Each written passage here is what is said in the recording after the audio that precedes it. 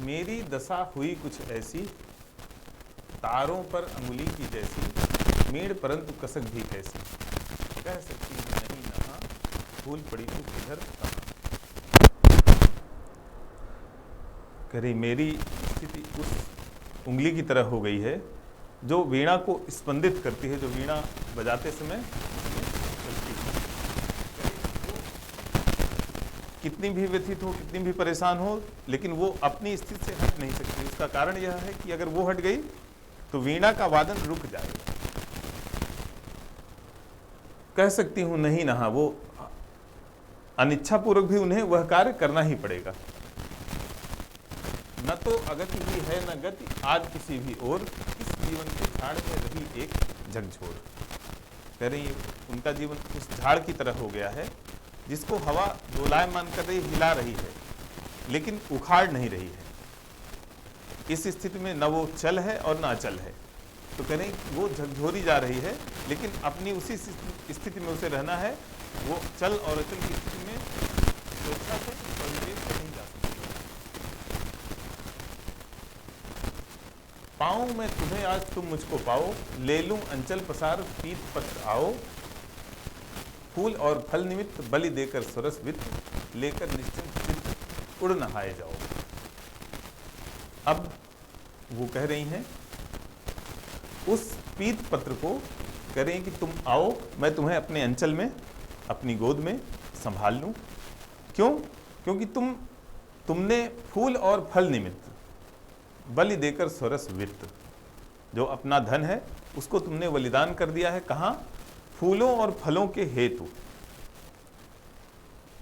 जब हम किसी को कोई वस्तु देते हैं और बदले में उससे वापस कुछ लेते हैं तो ये वस्तु विनिमय होता है। बलि उसे कहते हैं जब हम वापसी में उससे कुछ भी नहीं लेते, बलिदान कर देते हैं, हमें वापसी में कुछ नहीं चाहिए। उसी तरह जो पत्ता है, जो पत्र है, जो पल्लव है, वो फूल और फल निमित्त अपने आप को न्यौछावर कर देता है। बलि देकर स्वरस वित्त, जो उसका रस रूपी वित्त है, रस रूपी वैभव है, धन है, लेकर निश्चिंत चित्त उड़ नहाए जाओ। कह रहे हैं अब जब तुमने सब कुछ न्यौछावर कर दिया तो अब निश्चिंत होकर तुम उड़ो मत, मेरे गोद में आ जाओ, मेरे आंचल में आ जाओ। लूं मैं अंचल पसार पीत पत्राओ, तुम हो नीरस शरीर, मुझ में है नए नीर।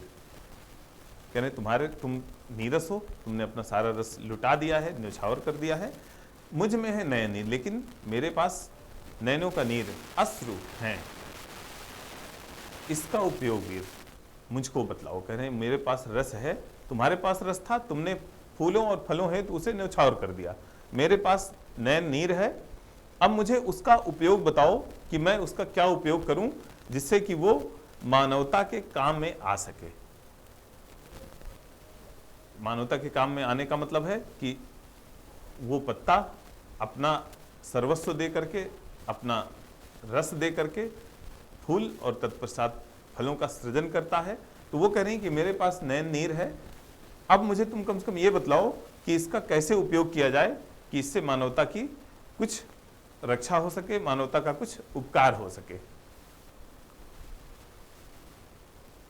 जो प्राप्ति हो फूल तथा फलों की, मधुक चिंता न करो दलों की, हो लाभ पूरा पर हानि थोड़ी, हुआ करे तो वह भी निगोड़ी।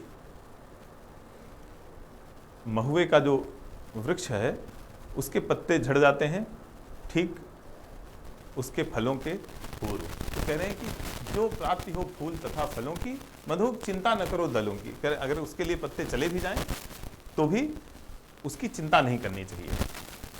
हो लाभ पूरा पर हानि थोड़ी, अगर अधिक लाभ हो रहा हो तो थोड़ी हानि भी सही जाती है। हुआ करे तो वह भी निगोड़ी, अगर थोड़ी सी हानि हो रही है तो करें वो भी हो जाए तो कोई बात नहीं। श्लाघनीय है एक से दोनों ही द्युतिमान, जो वसंत का आदि है वही शिशिर का अंत। श्लाघनीय है एक से दोनों ही द्युतिमंत, कह रहे हैं दोनों एक ही तरह प्रशंसा के योग्य हैं। शिशिर का अंत और वसंत का आगमन, शिशिर का अंतिम चरण और वसंत का प्रथम चरण, क्योंकि अगर शिशिर का अंत नहीं होगा तो वसंत का आगमन भी नहीं हो सकता है। धन्यवाद।